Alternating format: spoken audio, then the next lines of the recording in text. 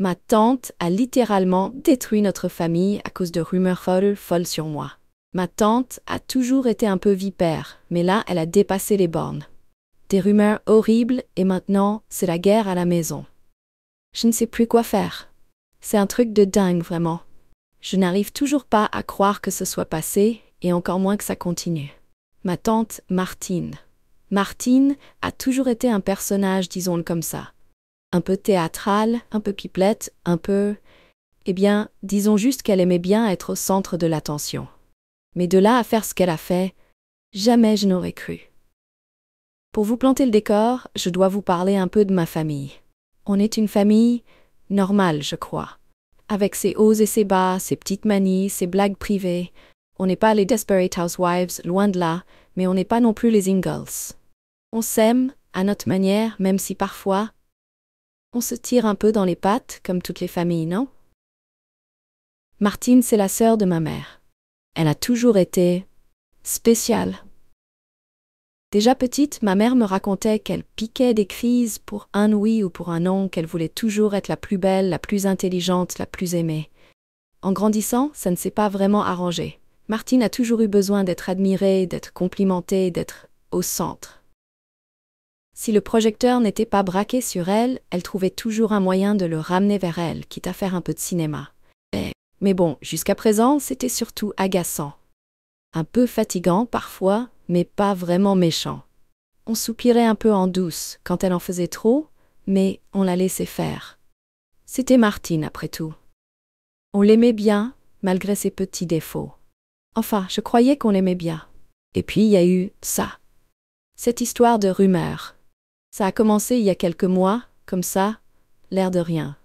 Au début, c'était des petites phrases, des allusions, des regards entendus. Je sentais bien qu'il y avait quelque chose, mais je n'arrivais pas à mettre le doigt dessus. Un dimanche, on était tous réunis chez mes grands-parents pour le déjeuner, comme d'habitude. Toute la famille, mes grands-parents, mes parents, ma tante Martine et son mari, mes cousins et moi. L'ambiance était un peu bizarre ce jour-là. Un peu lourde, un peu tendue.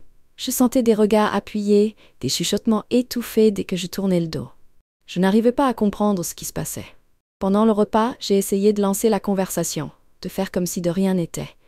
Mais à chaque fois, ça retombait comme un soufflet. Les gens me répondaient à peine, ou alors avec des phrases courtes, évasives.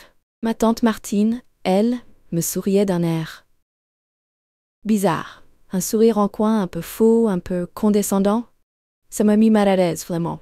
Après le déjeuner, j'ai aidé ma grand-mère à débarrasser la table. On était seuls dans la cuisine et j'ai senti que c'était le moment où jamais de crever l'abcès.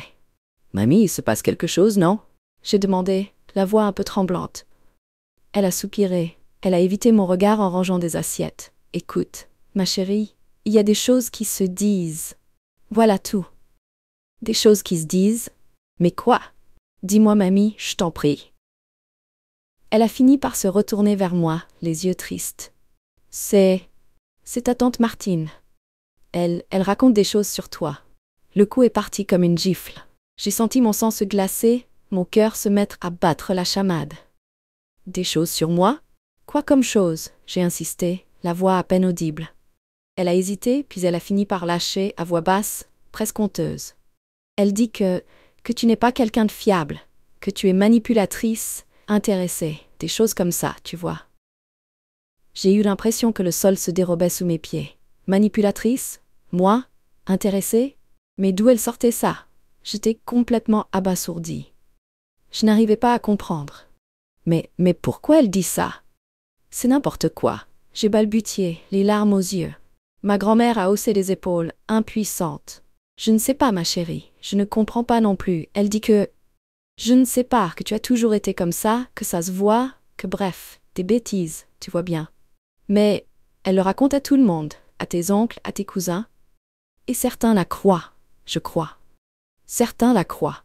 Ces mots résonnaient dans ma tête comme un glas. Certains la croient. Ça voulait dire que des membres de ma propre famille croyaient ces mensonges sur moi, qu'ils me voyaient comme une manipulatrice, une personne malhonnête. C'était horrible. Insupportable. Je suis sortie de la cuisine en trombe, le cœur brisé. Je suis montée dans ma chambre d'enfant, là-haut, sous les combles, où j'avais passé tant de dimanches après-midi heureuses. Mais là, tout était différent.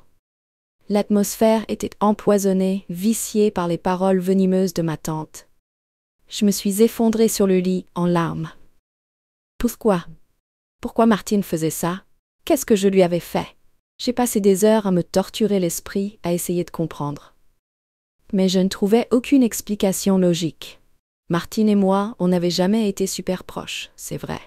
On n'avait pas les mêmes centres d'intérêt, pas les mêmes amis, mais on n'était pas en guerre non plus. On se voyait aux réunions de famille, on se disait bonjour, on échangeait quelques banalités, rien de plus, rien de moins. Alors pourquoi? Pourquoi cette soudaine haine, cette volonté de me salir, de me détruire? Était-ce de la jalousie? Peut-être qu'elle m'enviait quelque chose. Je ne sais pas. Mon travail? Mes amis? Ma relation avec mes parents? Je n'en avais aucune idée. Ce qui était sûr, c'est que le mal était fait. Les rumeurs étaient lancées et elles faisaient leur chemin. Je le sentais bien, à l'ambiance, au regard. La famille était divisée, fracturée par les mensonges de Martine. Les semaines qui ont suivi ont été un enfer. Les déjeuners du dimanche sont devenus de véritables épreuves. L'ambiance était glaciale, pesante. Les conversations étaient rares, hachées, toujours superficielles. On évitait de se regarder dans les yeux, de se croiser. On sentait la méfiance, la suspicion, la tension palpable. Mes cousins, avec qui j'étais plutôt proche avant, sont devenus distants, froids. Ils m'adressaient à peine la parole, et quand ils le faisaient, c'était sur un ton sec, formel. J'avais l'impression d'être devenue une étrangère au sein de ma propre famille. Mes oncles et tantes étaient divisés. Certains semblaient croire aux rumeurs de Martine, d'autres étaient plus réservés, plus prudents. Mais personne ne prenait ma défense. Personne ne disait ouvertement que Martine racontait des mensonges. J'étais seule, complètement seule, face à cette vague de haine et de mépris. Mes parents étaient désemparés, furieux contre Martine, mais impuissants. Ils essayaient de me soutenir, de me réconforter, mais ils ne savaient pas comment réparer les dégâts. Ils étaient aussi blessés que moi par cette situation, déchirés de voir leur famille se briser ainsi. Un soir, ma mère m'a dit, les yeux remplis de larmes: « Je ne comprends pas Martine. Je ne comprends pas comment elle a pu faire ça. On a toujours été si proches, toutes les deux. On a grandi ensemble, on a partagé tant de choses. Et maintenant, elle nous fait ça. À toi, à nous tous.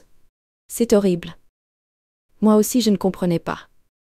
Je n'arrivais pas à saisir la logique de Martine, sa motivation. Pourquoi détruire ainsi sa propre famille? Qu'est-ce qu'elle y gagnait? J'ai essayé de parler à Martine, de la confronter directement. Je l'ai appelée au téléphone, j'ai essayé de garder mon calme, de lui expliquer à quel point j'étais blessée, à quel point ces rumeurs faisaient du mal à toute la famille. Elle m'a écoutée en silence, puis elle a répondu d'une voix glaciale: « Écoute, ton prénom?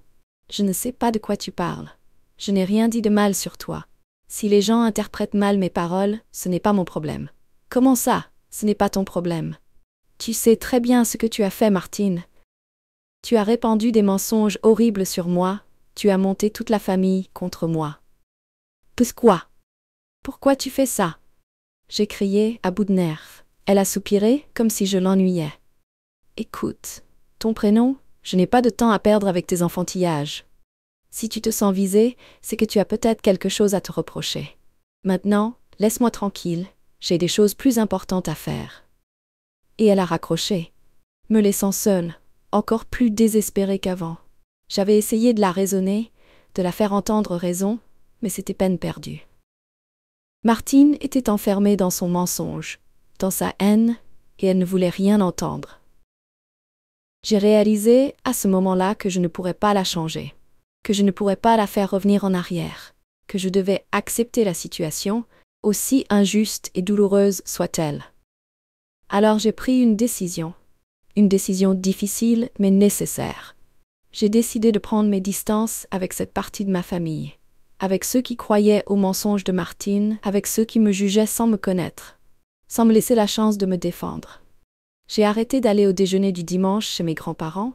J'ai évité les réunions de famille, les anniversaires, les fêtes. Je me suis mise en retrait, je me suis isolée. Au début, c'était très dur. Le manque, la solitude, la tristesse. C'était comme un deuil. Le deuil d'une famille que j'avais aimée, le deuil de relations que je croyais sincères et solides. Mais petit à petit, le temps a fait son œuvre. La douleur s'est estompée, la colère s'est apaisée. J'ai commencé à me reconstruire, à me recentrer sur moi-même, sur mes amis, sur mes projets. J'ai réalisé que je n'avais pas besoin de l'approbation de toute ma famille pour être heureuse. Que ma valeur ne dépendait pas de ce que les autres pensaient de moi. Que l'important, c'était d'être en accord avec moi-même, de vivre ma vie selon mes propres valeurs. Bien sûr, il y a encore des moments difficiles. Des moments de nostalgie, de tristesse, de colère rentrée. Quand je pense au Noël d'avant, aux repas de famille joyeux et animés, aux blagues partagées, aux souvenirs heureux, ça me serre le cœur, forcément. Mais je sais que je ne peux pas revenir en arrière, que je ne peux pas effacer ce qui s'est passé, que je dois accepter la réalité, aussi amère soit-elle. Aujourd'hui, je me suis construite une nouvelle vie, loin de cette toxicité familiale. Je me suis entourée de personnes bienveillantes, sincères, qui m'aiment pour ce que je suis, et non pas pour ce que ma tante Martine raconte de moi. J'ai appris une leçon douloureuse, mais importante. On ne choisit pas sa famille, mais on choisit son entourage. Et parfois, il faut savoir couper les branches mortes pour laisser les jeunes pousses grandir. Je ne sais pas si un jour les choses s'arrangeront avec ma famille. Peut-être que le temps finira par apaiser les tensions, par effacer les rancœurs. Peut-être que Martine finira par reconnaître ses torts, par s'excuser. Peut-être, mais en attendant, je vis ma vie. Je suis libre, je suis en paix. Et c'est ça le plus important, finalement, n'est-ce pas? Voilà mon histoire, une histoire triste, un peu banale peut-être, mais c'est ma vérité. J'espère que ça vous aura plu, ou du moins intéressé. Et si vous avez vécu des histoires similaires, n'hésitez pas à les partager en commentaire. Je suis sûre que ça pourrait aider d'autres personnes à se sentir moins seules, moins isolées. Merci de m'avoir écouté.